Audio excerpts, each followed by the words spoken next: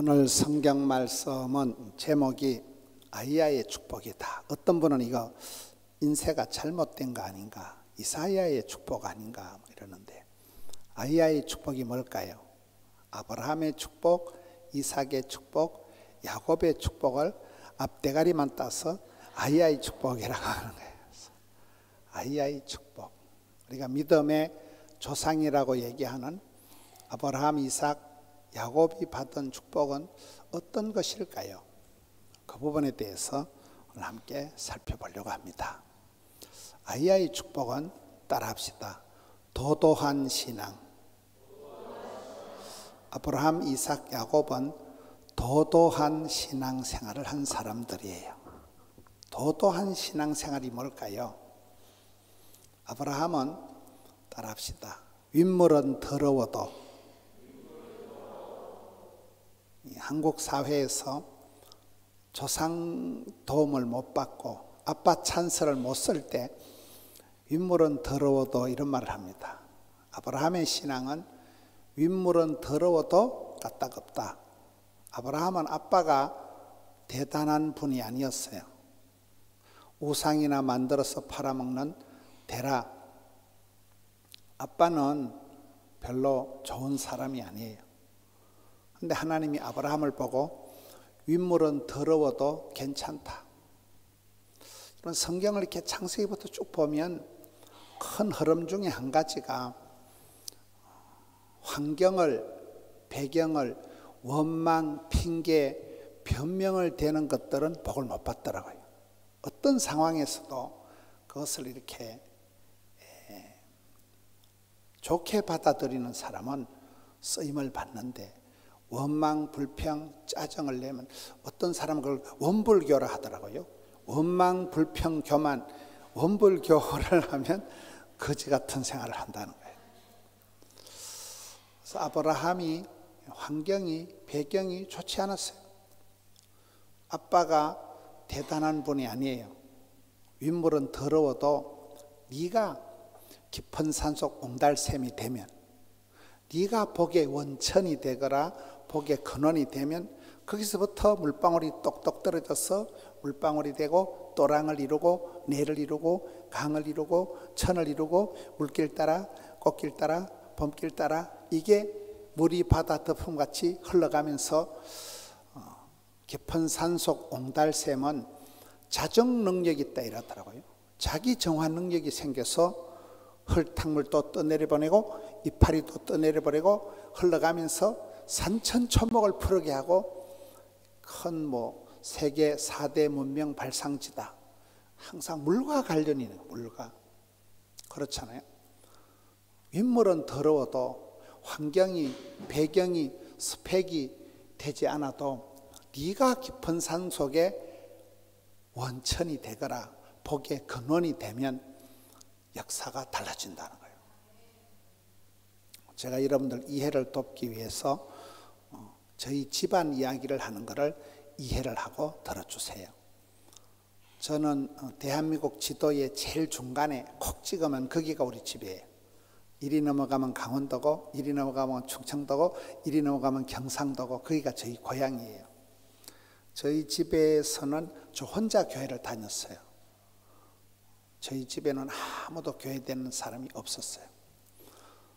저는 대구에서 고등학교를 다니고 부산에서 대학교를 다녔는데 대구에, 부산시에 제가 아는 사람이 1도 없었어요. 혼자서 그렇게 살았어요. 또 저희 집에는 남자들이 다 빨리 죽는 집안이에요. 전 할아버지 얼굴을 뵌 적이 없고, 아버지도 빨리 돌아가셨고, 큰형님도 돌아가시고, 장손, 큰형님의 큰아들 걔도 죽은 지가 오래된 거예요. 저희 집에는 한 40대가 되면 남자들이 다 죽는 집안이에요. 저는 어릴 때 내가 40살을 넘기겠나. 지금 40살이 넘었게요, 안 넘었게요?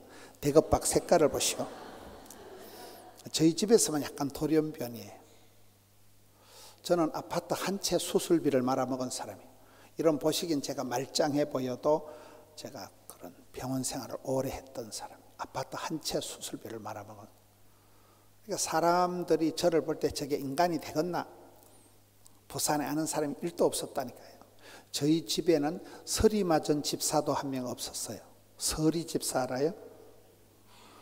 그렇죠. 혼자 교회를 다니고 또 예수 믿는다고 쫓겨나서 부산까지 떠내려가서 혼자서 신앙생활을 했는데, 지금 저희 포도원 교회가 교인이 이제 재적 수가 전산실에 알아보니까 한 4만 명이 되고, 요즘 코로나 시대는 이제 영상 조회수까지 하면 한 5만 명 성도를 봐요.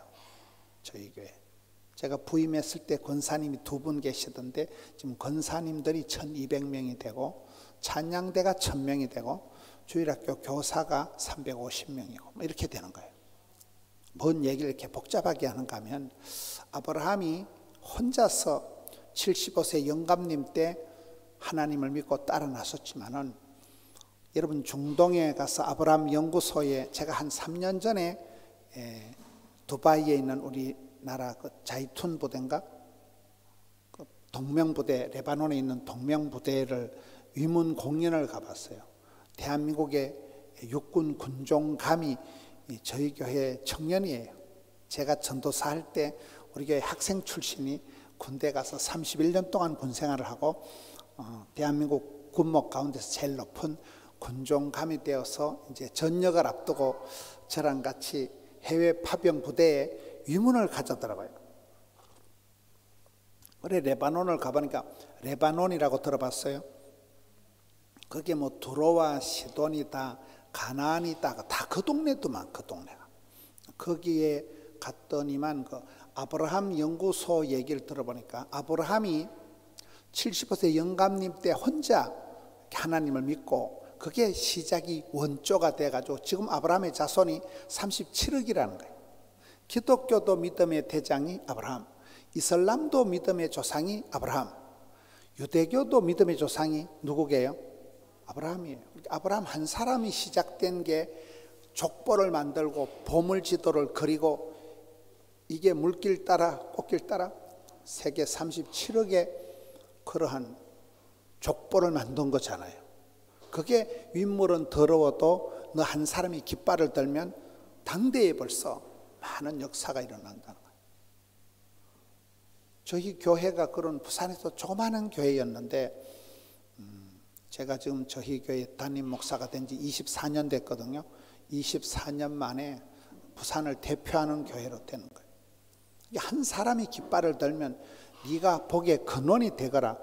그러면 윗물은 더러워도 물길이 흘러가면서 이게 족보를, 역사를, 시스템을, 프로그램을 만들어 버린다는 거예요. 여기 여러분 30년 전에 이 교회가 없었어요. 30년 전에 교회를 세우고 30년 역사에 이런 큰 시스템을 만든 거잖아요. 그게 아브라함이 하나님 첫째, 윗물은 더러워도 된다. 두 번째 따라합시다. 갈 바를 알지 못하여도 괜찮다.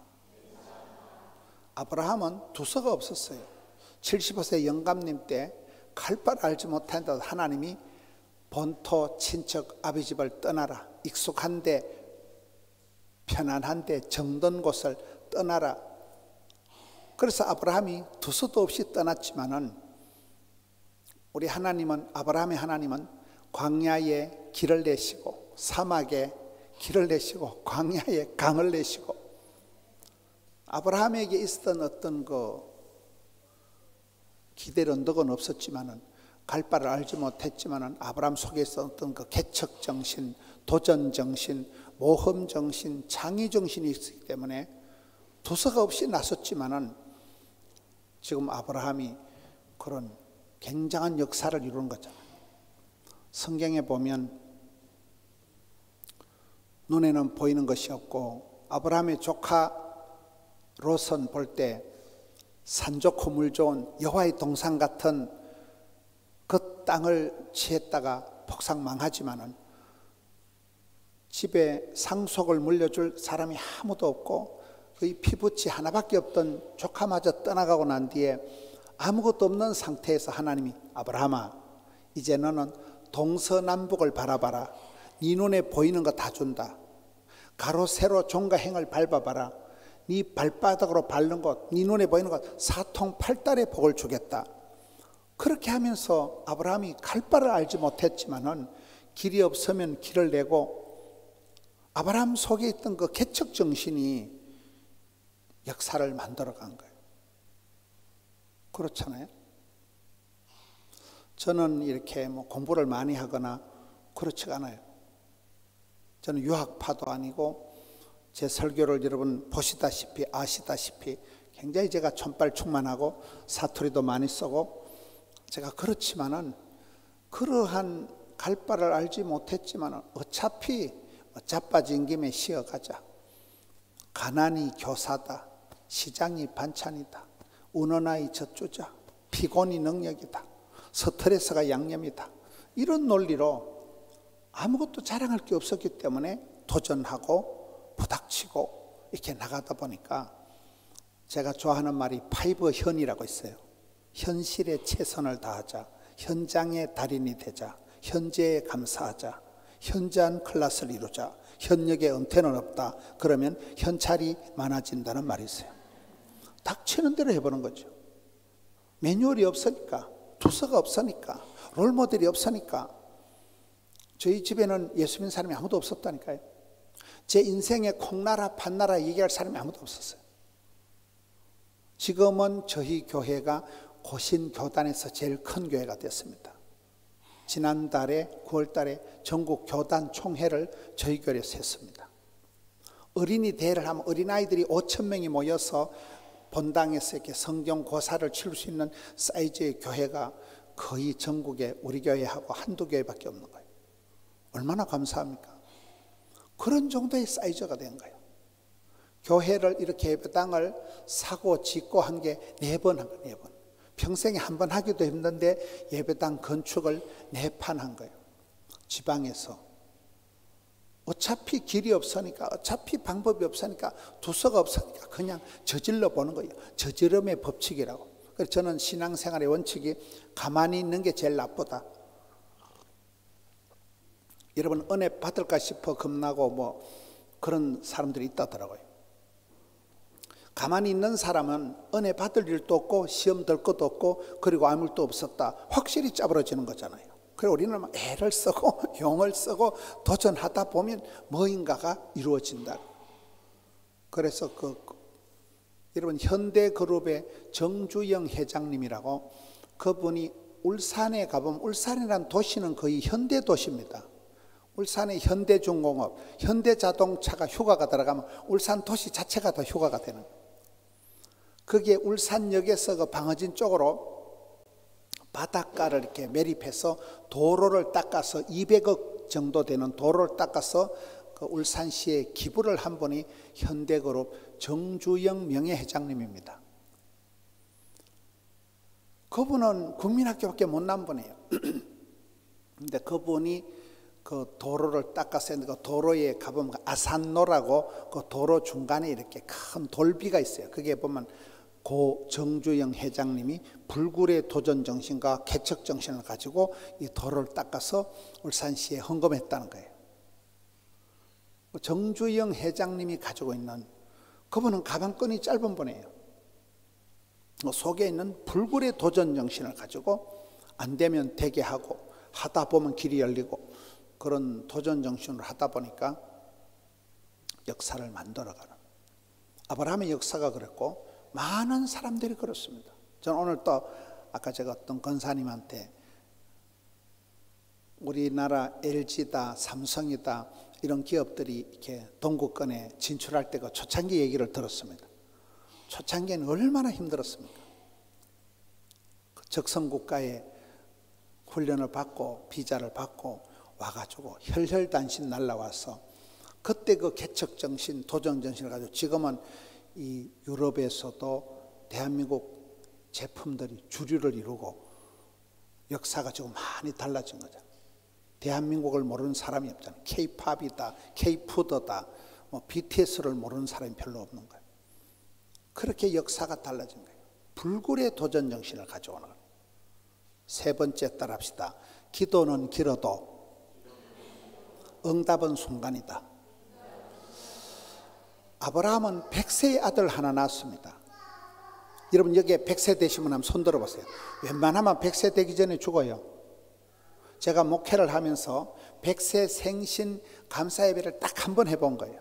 저에게 정희순 권사님이라고, 말이 100세지 이분이 이렇게 치매가 와가지고 요양병원에 띵하게 앉아있는데 아들, 딸, 손주들이 와서 우리 할머니 100세 생신이라고 잔치를 하는데 정작 정희순 권사님은 아무 말귀를 못 알아들으시는 거예요. 치매가 와가지고. 그렇게 여러분 저희 교인이 몇만 명이 되어도 100세 생신 잔치 감사예배는 딱 한 번밖에 못했다니까요. 아브라함은 그 100세의 아들 하나 놓은 거예요. 이삭, 그의 아들 이삭은 환갑의 아들 로트만. 이삭 알아요? 그의 손자 야곱은 처가살이만 20년 한 거예요. 그렇잖아요. 그 집엔 뭐든지 늦어요. 기도는 늦어도 응답은 순간이다. 우리가 왜 나는 빨리 뭐가 안 되는가? 성질 급하면 안 되는 거예요. 하나님의 물레방아는 천천히 돌아간다는 거예요. 아브라함의 신앙을 보면 갈 바를 알지 못해도 괜찮다. 윗물은 더러워도 괜찮다.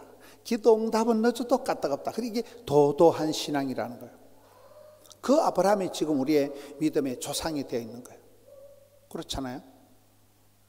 한국 사회가 세계를 향해서 불과 몇십 년 전에만 해도 아주 가난한 나라였지만 지금은 세계를 주도하는 세계 몇 대 무역 강국이 되어지는, 그렇게 우리가 멋진 나라를 만들고 대한민국의 K-팝이다, 뭐 K-드라마다, K-푸드다, 이게 지금 어마무시한 역사를 만들고 불과 몇 년 만에 그렇게 되더라고요.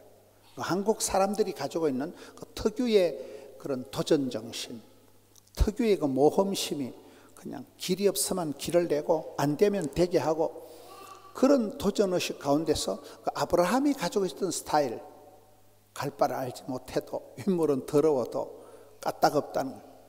두 번째가 오늘 성경 말씀을 보면 이삭의 하나님입니다. 이삭의 하나님은 어떤 역사가 있을까요? 따라합시다. 몸이 약해 빠져도 까딱없다. 저는 성경에 가장 몸이 약한 사람을 이삭으로 봐요. 제가 어떤 교회 집회 가서 왜 이삭이 약하냐 물으니까 한의원 원장하시는 장로님이 엄마가 90에 나와서 약하다는 거예요. 여기에 90대신 권사님이 아기를 낳아보세요. 찌찌를 빨아먹었겠어요? 뭐가 나왔겠어요? 아버지는 100살, 엄마는 90에 낳기 때문에 이삭은 태생적으로 얘가 몸이 아주 허약한 거예요. 이삭은 배다른 형님 이스마엘에게 희롱이나 당하고 심약 허약한 사람이 이삭입니다. 오늘 읽은 성경의 말씀이 이삭에 대한 말씀인데 창세기 26장 13절에 보면 12절에 보면 이삭이 그 땅에서 농사하여 그 해에 100배나 얻었고, 이 말씀이 좀 나오잖아요.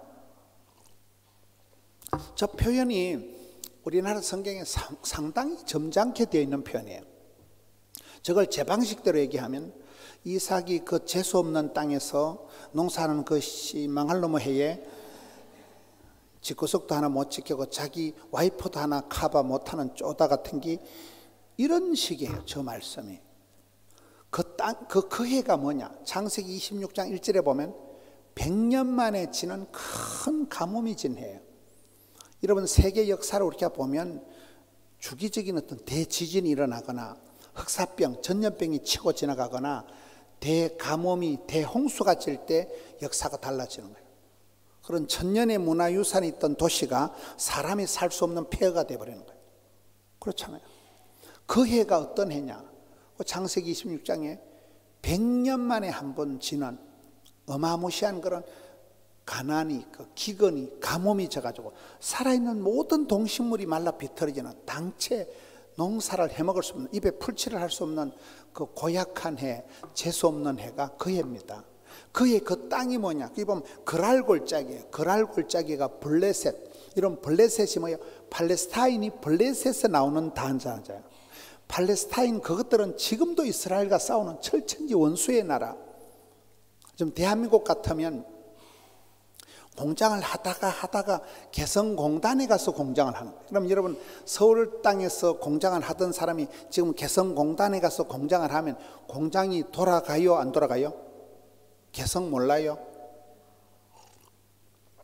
농사를 짓다가 피난을 가다가 보따리 싸들고 적진 한복판에 그랄골짜기 블레셋 땅에 가서 농사를 짓는 거예요.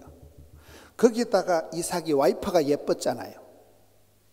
옛날에는 고대 사회에는 치안이 없었기 때문에 와이프가 예쁘다 그러면 그냥 돌멩이 들고 가서 신랑을 쳐 죽이고 마누라 대불고 가면 그만이요. 그러니까 이삭이 얼마나 무서웠겠어요. 생명의 위협을 느끼면서 여동생이다, 자기 와이프를 부인이라 소리를 못하고 내 여동생이다고 후라이치고 거짓말하고. 그러니까 여기 이 성경이 그 망할로모 해에 재수없는 땅에서 자기 마누라도 커버 못하는 쪼다 같은 기 농사를 지었다 그 말이에요. 농사가 되겠어요, 안 되겠어요? 안 되지. 그러니까 하나님이 워낙 비실거리고 심약, 허약, 병약해 빠졌으니까 하나님께서 100배나 복을 주셨다는 게 오늘 본문의 말씀이에요. 대충 복을 줬다간 빚잔치가 안 되는 거예요. 졸지도 주무시던 왜 깜빡 조는 순간 죽어버리니까 눈을 떼지 못하고 눈동자같이 사랑하시는 거예요. 대충 복을 줬다가는 빚잔치가 안 되니까 100배로 다 복을 주니까 마침내 왕성창대 거부가 되었더라. 마침내라는 건 뭐 이게 티끌모아 태산이 됐다는 거예요. 이게 십시가 일반이고 개미가 군단이다. 조만큼한 농사가 커져서 마침내 왕성창대 거부가 되었다. 이게 이삭 스타일이에요. 오늘 그 낮에 새별이랑 얘기를 한 적이 있습니다. 새별이가 얘기를 하는데 저한테 질문이 있다는 거예요.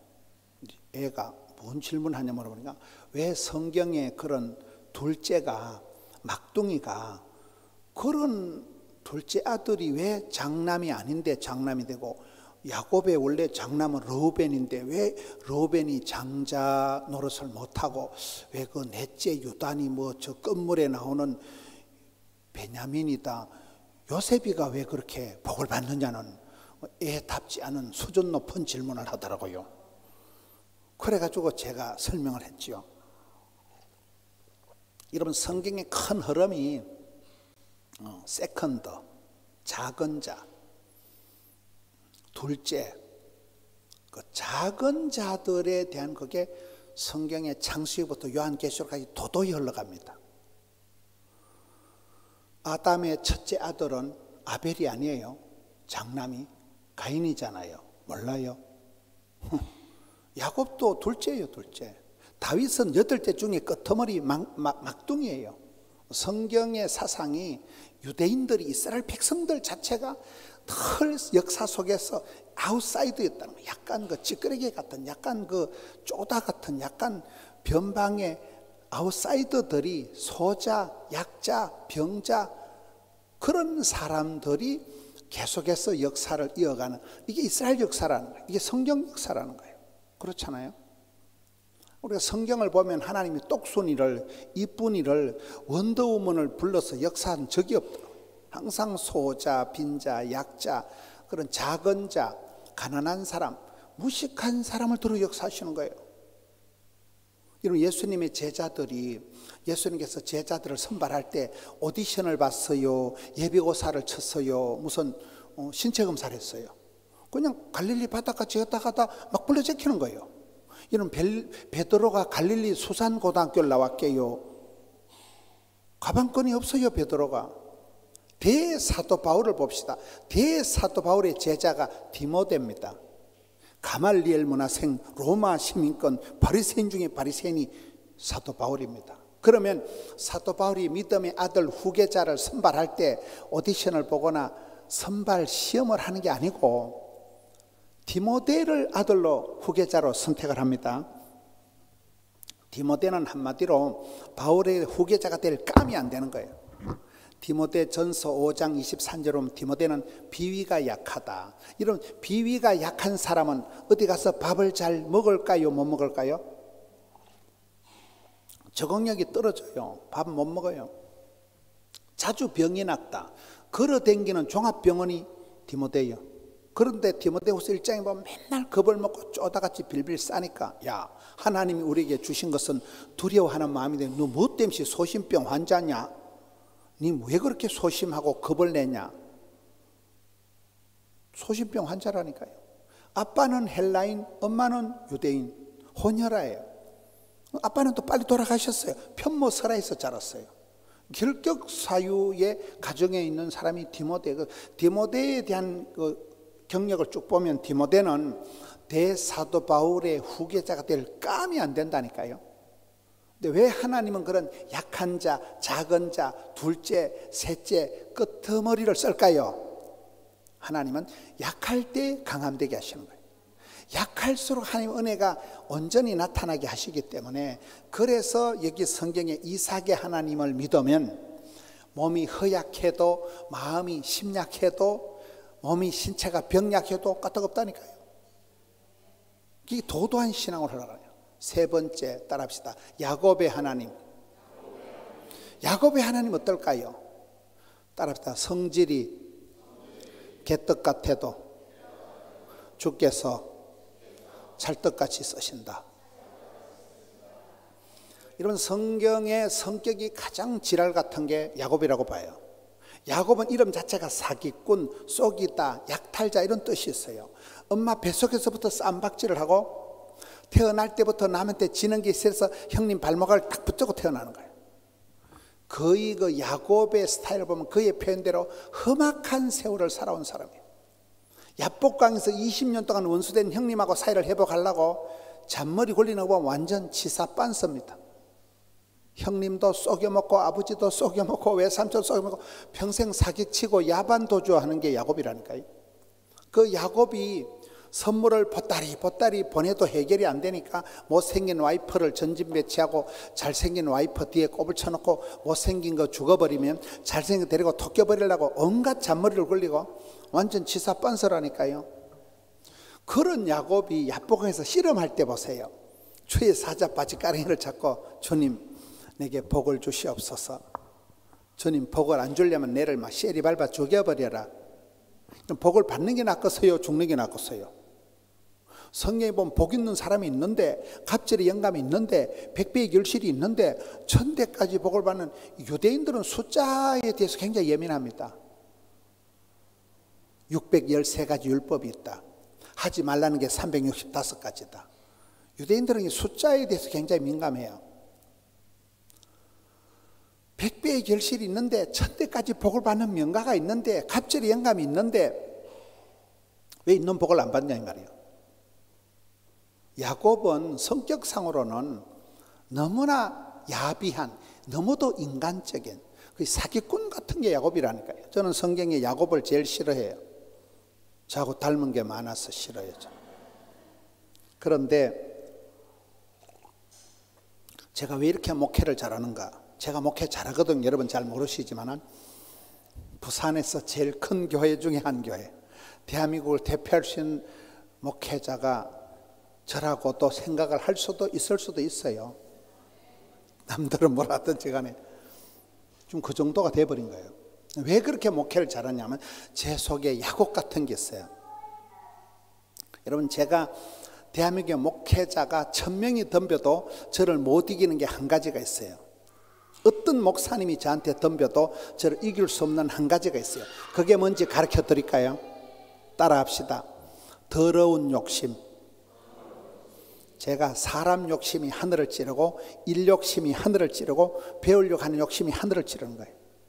사람 욕심이다. 만나면 좋은 친구 MBC 문화방송, 옛날에 그런 노래가 있었어요. 한국에. 사람이 좋고 친구가 많고 고객이 많고 단골이 많고 거래처가 많은 게 부자요. 사람이 끔찍하고 사람이 싫고, 여러분, 사람이 무서운 사람, 왕따요, 외톨이요, 그거 안 됩니다. 사람을 싫어하고 사람이 부담스러운 사람은 사람이 아니문이다. 그런 사람은 아무것도 못해요. 여러분, 사람이 가장 끔찍해요. 계속 고소고발을 당하고 이러면 사람처럼 무서운 존재가 없어요. 고추 당초 맵다 한들 시집살이보다 매울 소냐.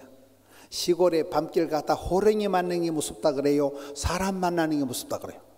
이게 날강도인지 떼강도인지 미친놈인지 사이코패스인지 알 수가 없는 거예요. 사람이 가장 무서워요. 그런데도 사람 한 명 꼬시려고, 사람 한 명 전도하려고 사람 욕심이 제가 하늘을 찌르는 거예요. 그래서 금년도에 제가 전도해서 등록시킨 사람이 지난주까지 42명이에요. 여러분 금년도 전도해가지고 등록을 42명 시킨 사람은 손들어 보시오. 제가 조선 팔도를 쫓아다니는 바쁜 사람인데도 제가 금년도만 전도 등록시킨 사람이 42명이라니까요. 사람 한 명 붙잡으려고, 사람 욕심이 하늘을 찌르고 사람 한 명 꼬시려고. 여러분 누가복음 15장에 보면 잃어버린 게 3가지가 나옵니다. 100마리 양 중에 잃어버린 1마리 양을 찾도록 찾지 않겠느냐. 10드라카마 중에 잃어버린 땡전 하나를 불을 켜고 찾지 않겠느냐. 2 아들 중에 집 나간 아들 하나를 오매불망 노심초사 학수고대 아침마다 저녁마다 눈알이 빠지라고 기다린 그 아빠의 마음처럼 저는 한 사람을 만나려고, 사람 하나를 구하려고 찾도록 찾는 사람 욕심을 제가 하늘이 찌른다니까요. 그렇게 사람 욕심을 내다 보니까 전도가 되어지고, 여러분 사람이 모이고 난 뒤에 교육이, 선교가 훈련이 되는 거예요. 사람 욕심이 가장 중요한 거예요. 저희 교회가 그렇게 10,000명에 넘어서고 사람 욕심을 내고 전도를 하다 보니까 인사 문제, 재정 문제 모든 게 해결이 다 되더라고요. 2번째가 일 욕심입니다. 저는 뭐 외국 가서 박사학위를 받아온 적도 없고 신토불이 그 자체예요. 근데 일 욕심이, 저희 교회가 예배당이 좁을 때 예배당이 요거만한 데서 40년을 살았어요. 우리 교회가 주차장 한 평도 없는 교회에서 40년을 살았습니다. 그럴 때 교회가 미어 터지니까 예배당을 건축하기 전에 주일 예배를 8부까지 드렸어요. 1부, 2부, 3부, 8부까지 드리는데 제가 얼마나 성격이 못됐는가 하면 부목사님이 사회 보는 걸 제가 싫어하는 거예요. 부목사님 사회를 볼 때 그 사회 보는 멘트 날리는 게 마음에 안 들어.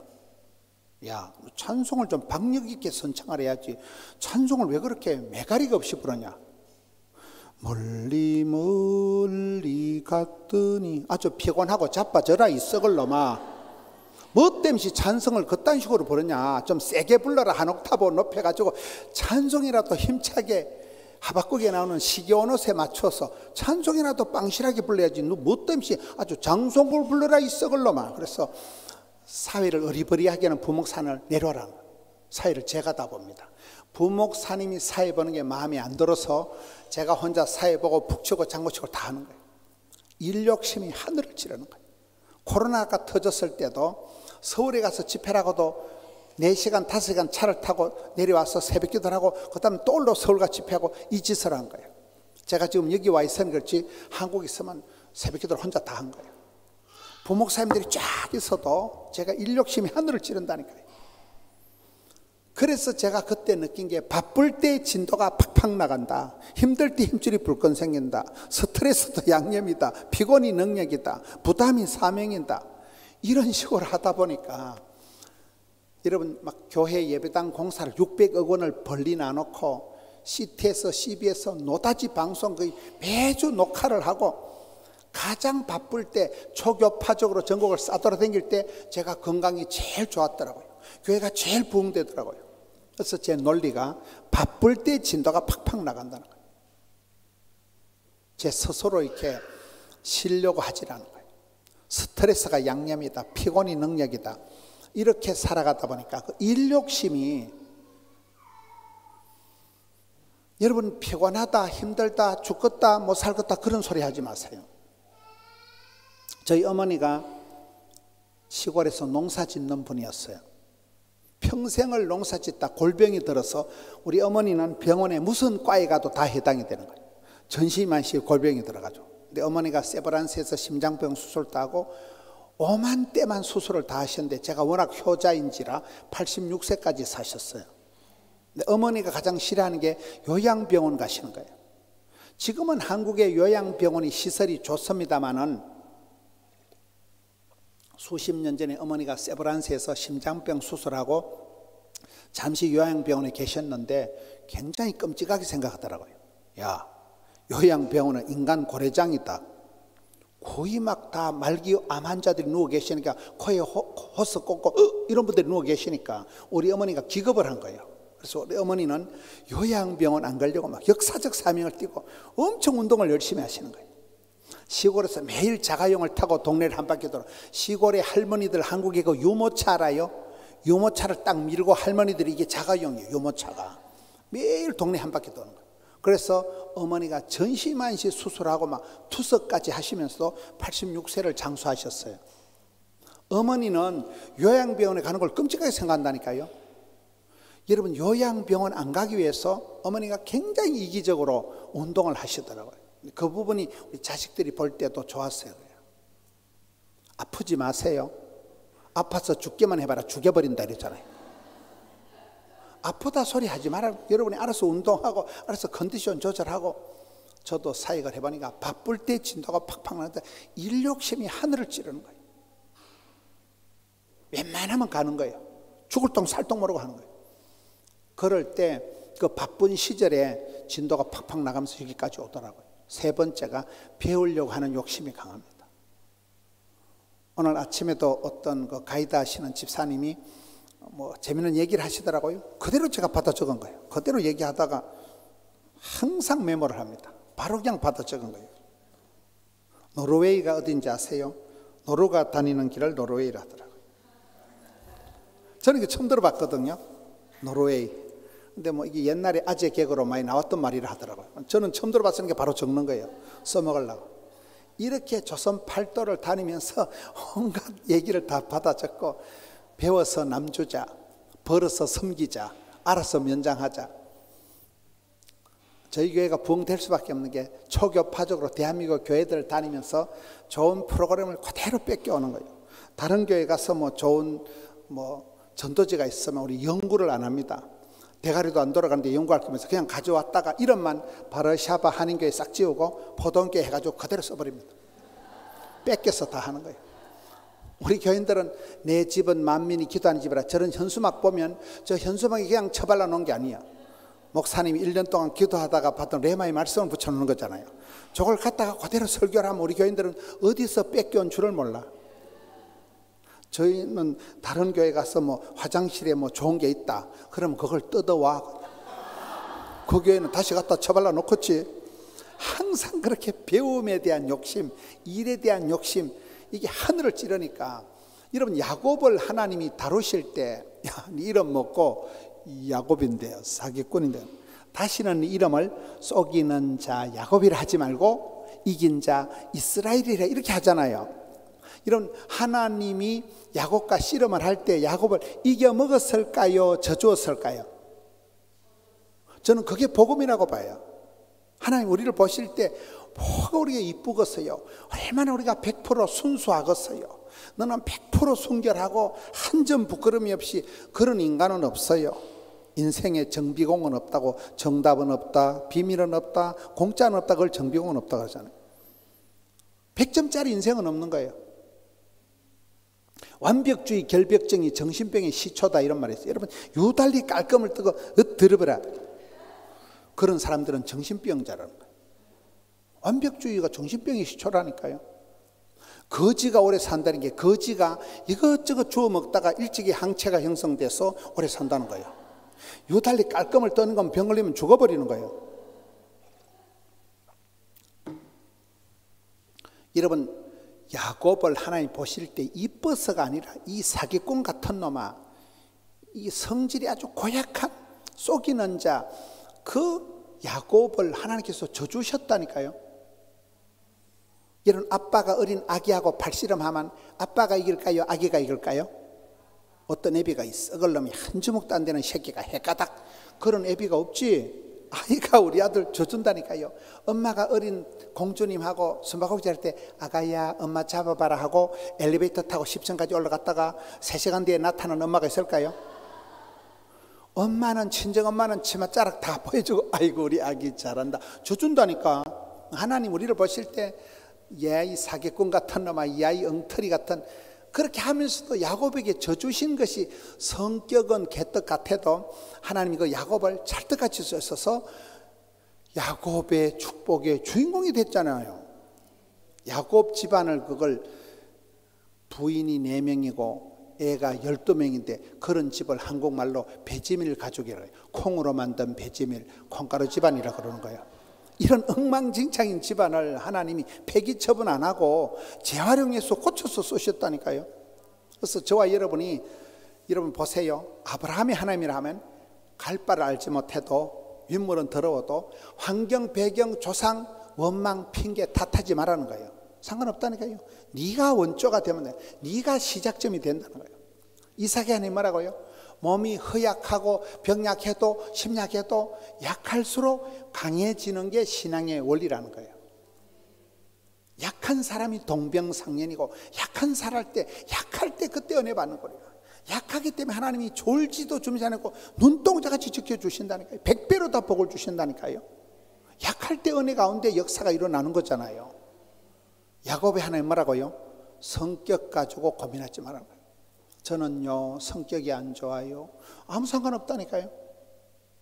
이런 보시기엔 제가 굉장히 설교를 직설적으로 하고 욕도 잘하고 이래 하지만은, 제가 스몰 A형이라고, 트리플 A형이라고 들어보셨어요? 제가 극소심형입니다. 제가 어느 정도 소심한가 하면, 누가 저한테 이상한 소리를 하면 30분 안에 설사를 질질할 자신 있어요. 이상한 소리 30분 안에 그대로 배탈이 나는 거예요. 실화. 진짜로 제가 그렇게 약한 사람인데, 성경을 보니까 두려워 말라, 놀라지 말라, 무서워 말라, 낙심치 말라, 쫄지도 말고 떨지도 말고 덤비라 잡것들아. 성경에 두려워 말라, 노다지 그런 말씀을 통해서 마음에도 알통이 있다, 마음에도 힘줄이 있다, 마음에도 근육이 있다 하다 보니까 제가 이제 말이 세지는 거예요. 그렇잖아요. 우물쭈물한다고 누가 도와줍니까? 소극적이면 비극적이라니까요. 그래서 저는 안 되겠지, 어렵겠지, 힘들겠지, 사람 불러야 되겠지, 니도 그렇게 생각하지? 그런 입방정을 떨지 말아라. 안 되면 되게 하고 10번 찍고 다니면 톱을 확 잘라버리 된다니까요. 예수 믿는 사람은 적극, 담대, 낭만, 진치, 발전으로 흘러갈 수밖에 없는 거예요. 예수를 믿으면 그렇게 되는 거예요. 여러분, 그래서 성격이 이렇게 바뀌더라고요. 저는 제 자신의 성격이 굉장히 야곱 같은 게 강하고, 나는 왜 이렇게 욕심이 많을까? 사람 욕심이 너무 많고 일 욕심이 너무 많으니까 얼마나 피곤하겠어요. 근데 그 더러운 욕심을 하나님은 야곱의 열정으로, 기도의 근성으로 만들어 주신다는 거예요. 하나님은 건강을 주시기 전에 입맛을 주시는 거잖아요. 이런 밥을 한 그릇 뚝딱 해치우고 물을 한 사발 뻘컥뻘컥 마시는 게 건강의 징조죠. 아우, 밥알이 모래알 같다. 그건 병든 징조예요. 하나님은 우리에게 건강을 주시니 입맛을 주시듯이 삶의 의욕을 주시고 일에 욕심을 주신다니까요. 저는 굉장히 그런 걸 부끄러워했어요. 나는 왜 이렇게 욕심이 많고, 나는 이렇게 성격이 왜 이럴까? 근데 그 고약한 성격, 소심병 환자 같은 게, 제가 어릴 때 싫어했던 말이 째째하다는 말이에요. 문훈이 째째하다 이러면 되게 싫어. 여러분, 남자 보고 째째하다 하면 싫어하는 놈은 분명히 째째한 사람이에요. 째째하다는 말 아주 싫어해요, 남자들이. 째째하니까. 근데 이게 목회를 해보니까 째째한 게 얼마나 좋냐 하면, 이 단어 하나를 가지고 제가 설교를 1시간 할 자신 있어요. 왜? 쪼잔하니까, 째째하니까, 디테일하니까, 깐깐하니까. 째째한 게 이게 굉장히 축복이라니까요. 대충 건성건성 하는 사람 못 느끼는 것을 느낌하니까, 이게 보통 감각적으로 본능적으로 워낙 째째하고 쪼잔하고 디테일하고 깐깐하고 알뜰살뜰한, 이게 설교를 할 때 굉장히, 이게 성도들을 대할 때 굉장한 이게 동병상련이 이심전심회가 빠르더라 이 말이에요. 하나님이 그렇게 만들면 어떻게 하십니까? 하나님 나를 그렇게 소심병 환자로 째째하게 만들어놨기 때문에 감사함으로 받으면 버릴 것이 없기 때문에 주신 대로 받은 대로 생긴 대로 살아보자. 이렇게 제 자신이 바뀌더라고요. 부끄러운 게 많고 쪽팔리는 게 많고 창피한 게 많았는데, 야곱이 하나님 믿으면 성격 가지고 고민하지 말라는 거예요. 우리 하나님이 국민윤리 같은 도덕 선생님 같은 분이 아니에요. 착한 사람만 나오라 이런 거예요. 예수님께서 착한 사람만 나오라. 뚱뚱한 여자들은 집에 가라. 천당 꺼진다. IQ가 150 이하 것들은 집에 가라. 천당 시끄럽다. 그렇게 한 적이 없다니까요.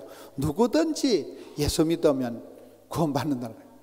장경동 목사님 어록 중에 살만 빼도 성공하고 말만 없어 훌륭하다 이런 말이 있더라고요. 교인들이 말이 많잖아요. 말만 없어 훌륭하고 살만 빼도 성공한다는 거예요. 장경동 목사님 뚱뚱한 여자들 보고는 회개할지어다 이렇게 합니다. 성격 가지고 고민하지 마라. 하나님이 나를 그렇게 제조, 제작, 제품으로 지랄같이 만들었는데 이 지랄같음이 굉장히 디테일한 것이, 깐깐한 것이, 센스티브한 것이, 그것이 그렇게 강점으로 역사된다는 거예요. 건성이 있는 거예요. 건성이. 이런 예를 들어서 박 집사님은 성격은 무던하다, 성격은 좋다 니가 그러면 순 덩신 쪼다갔다 그 말로 보면 돼요. 저희 교회 이제 부목사님들, 여전사님들을 보면 성격이 좋은 분은 무슨 부탁을 하면 네 하고 집에 가서 까먹어.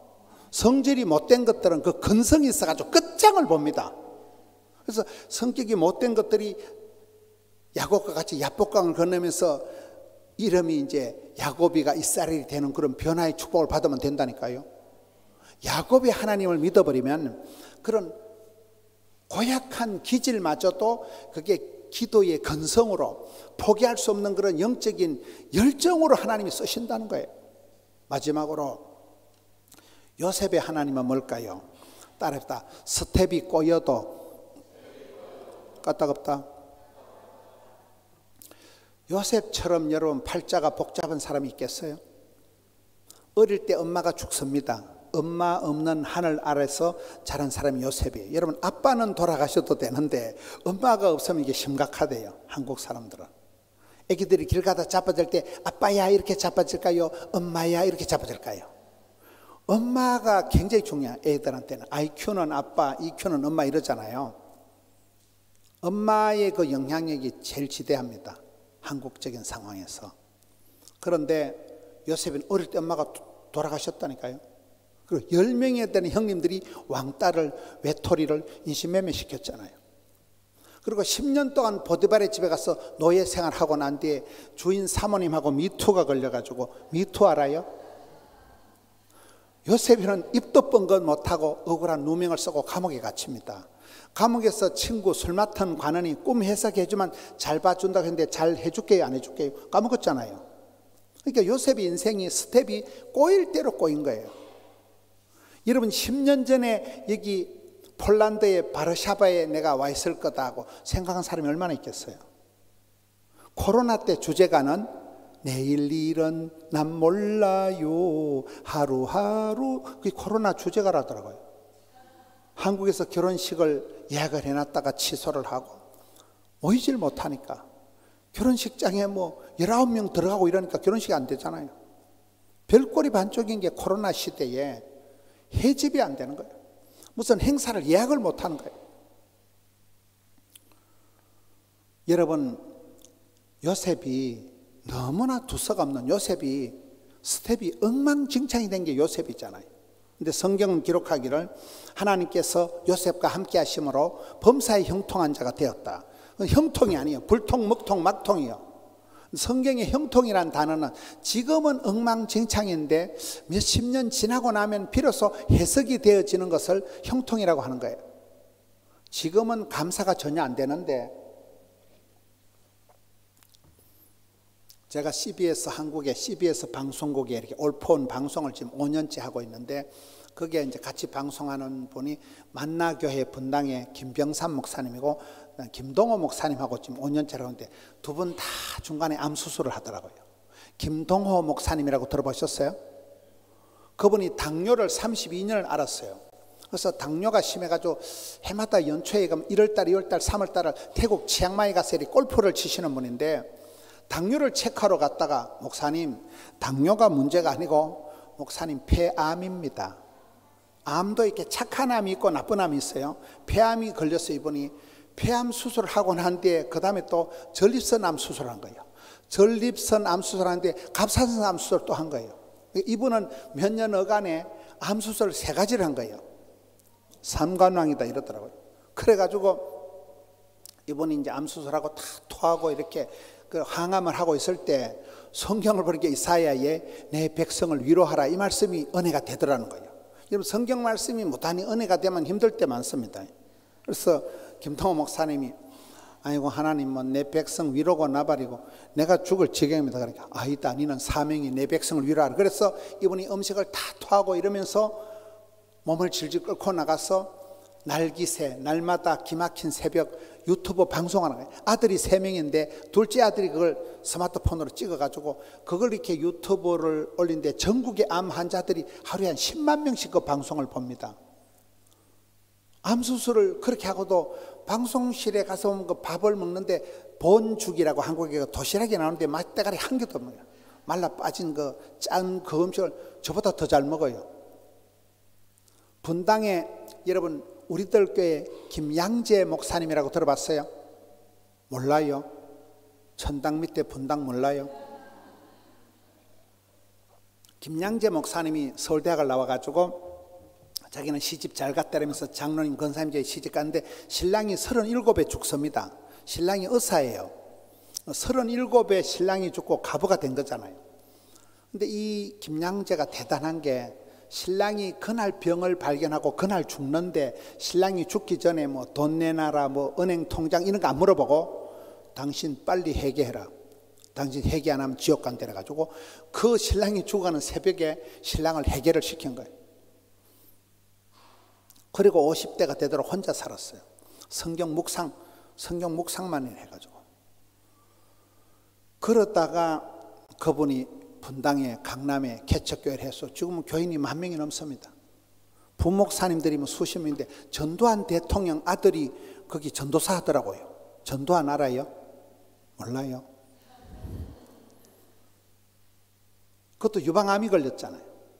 유방암 수술하고 항암을 다 하고 회복될 때 제가 집회를 가보는 게 수요일 낮인데도 3,000명이 모여 있더라고요. 근데 그분도 이제 집회를 하면서 어린애 같아. 지금 김양재 목사님이 박건혜하고 동갑이라는 거예요. 박건혜 알아요? 70이 70. 근데 70인데도 김동호 목사님이나 김양재 목사님 얘기하는 거 보면 어린애 같아, 어린애.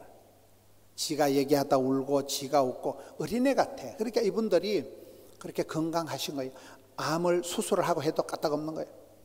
그런데 그 김양재 목사님 하는 말이 있더라고요. 따라서 인생이 해석이 되어지면 해결이 되어진다.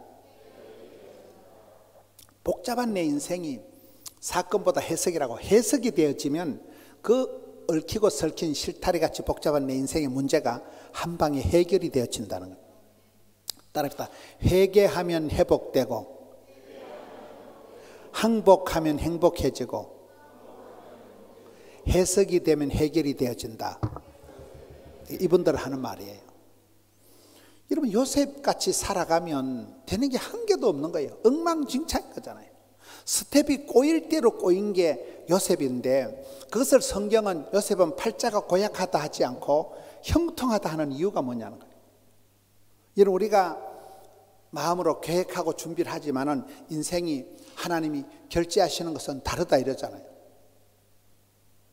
여러분들이 10년 전에 20년 전에 오늘 내가 폴란드 가 있을 거다 그렇게 얘기하는 사람이 잘 없다니까요.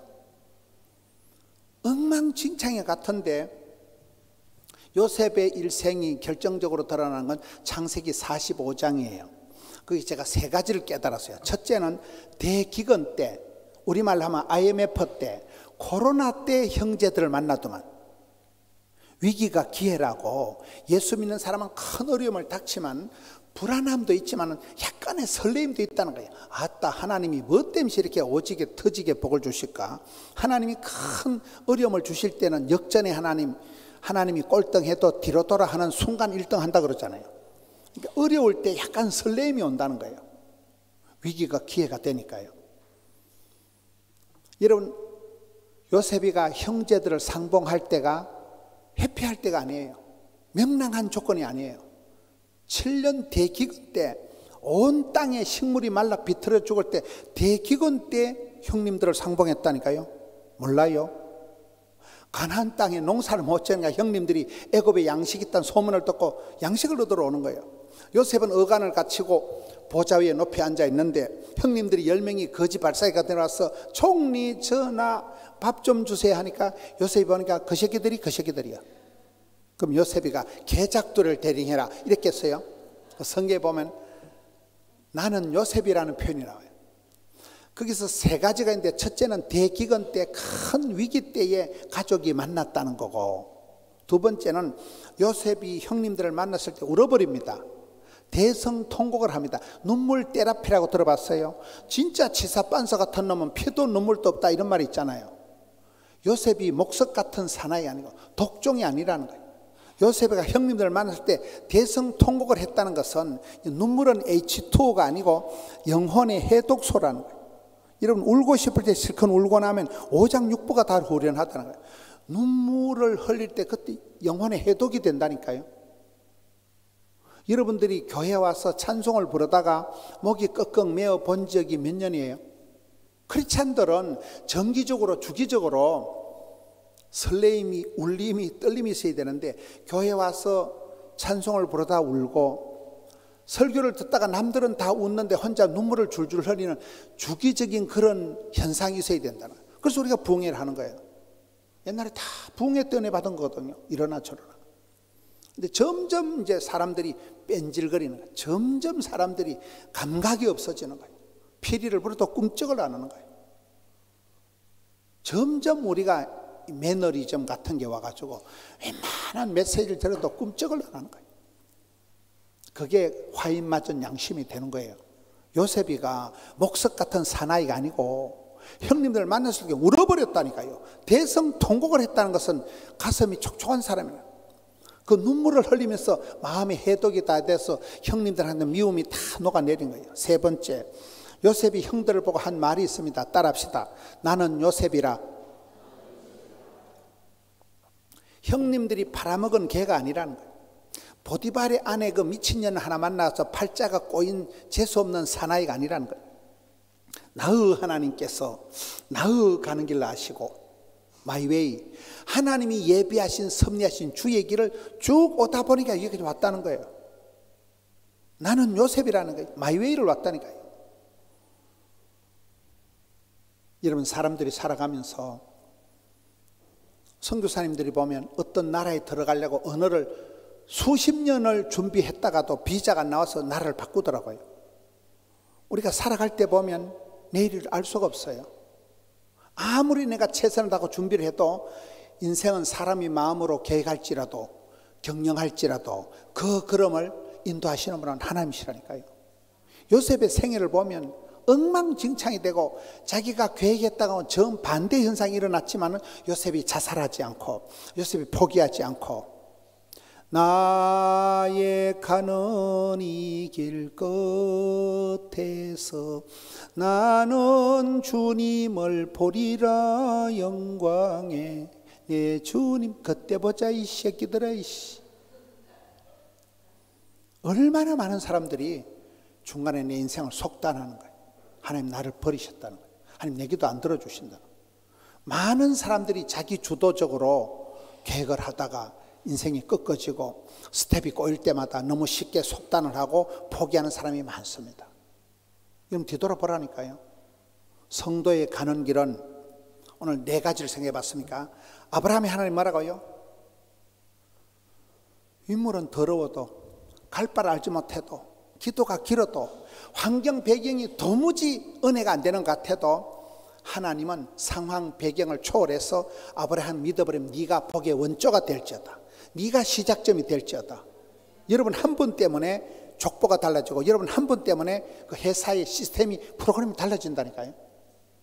그걸 저 같은 사람도 저희 집안에 저 혼자 있으면 지금 부산에 몇만 명의 교회가 들어서 고신교단에서 제일 큰 교회가 되더라고요. 한 사람이 가장 나다운 게 세계적인 거다.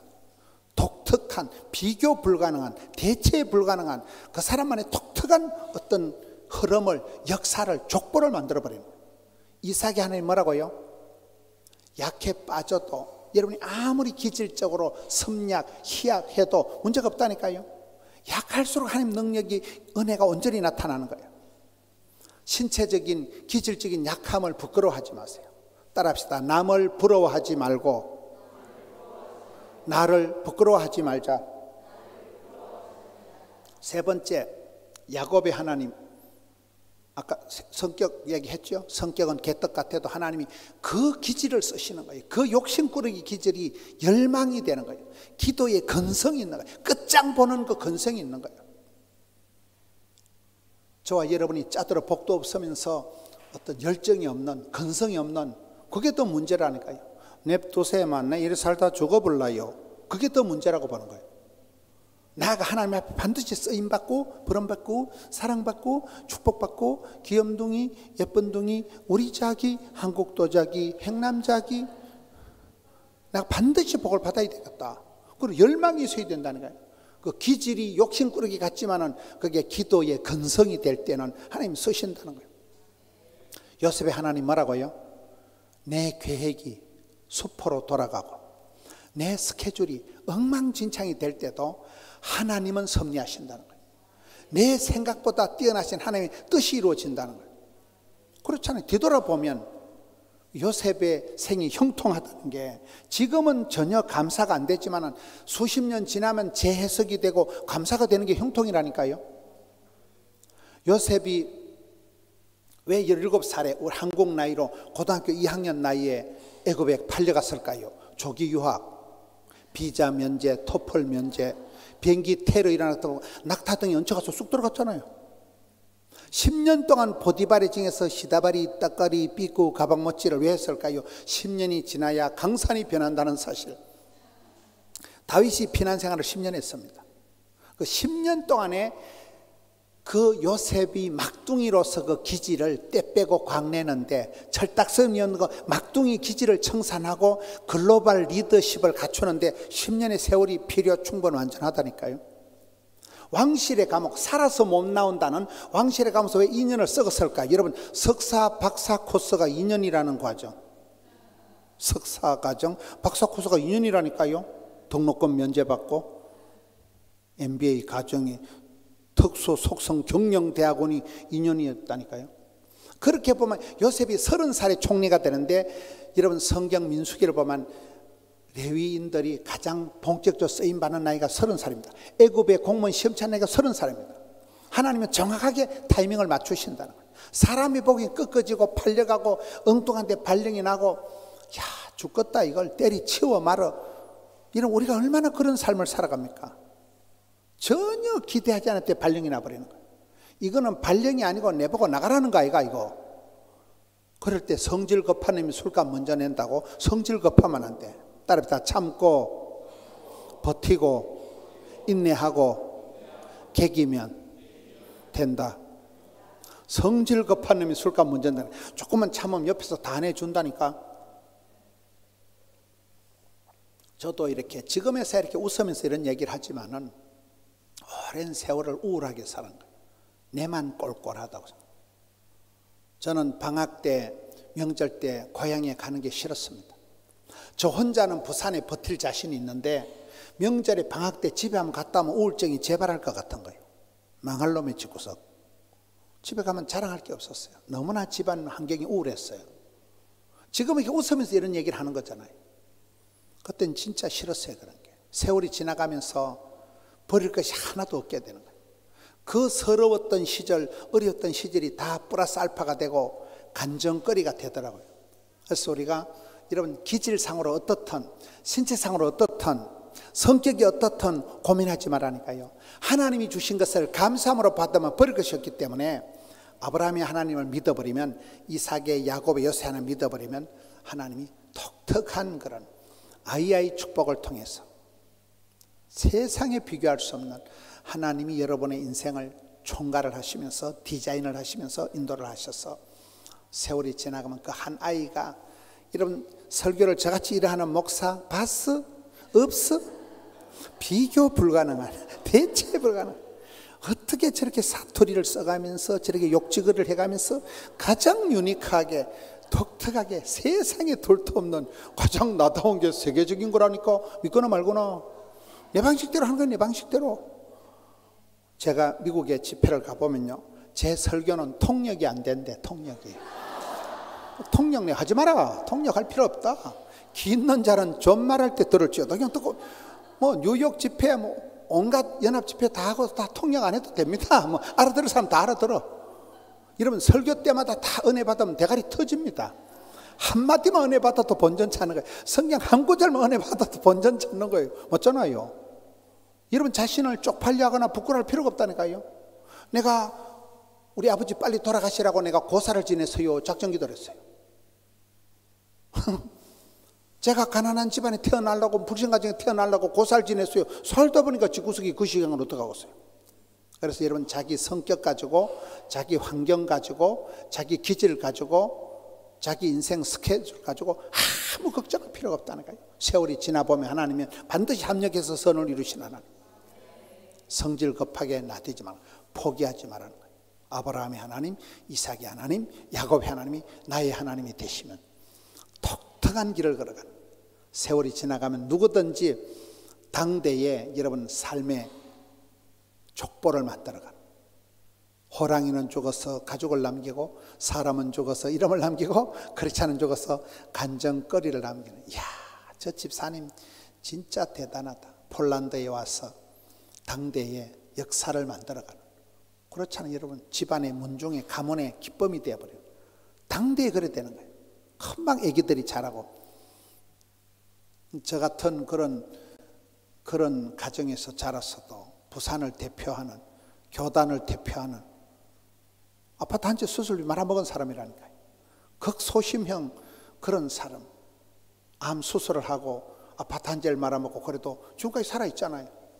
기적의 연속이, 기적의 일상이 되는 삶을 우리가 아이의 축복을 통해서 배우듯이, 이번에 3일 동안 집회를 통해서 나의 하나님 어디 계시나, 나의 주 나의 하나님이 내 인생에 독특한 플랜을 가지고 하나님 나를 붙들어 주옵시고 나를 인도해 주옵시고, 그렇게 해서 이번에 은혜 받는 우리 성도님들 되시기를 축원합니다. 기도하겠습니다.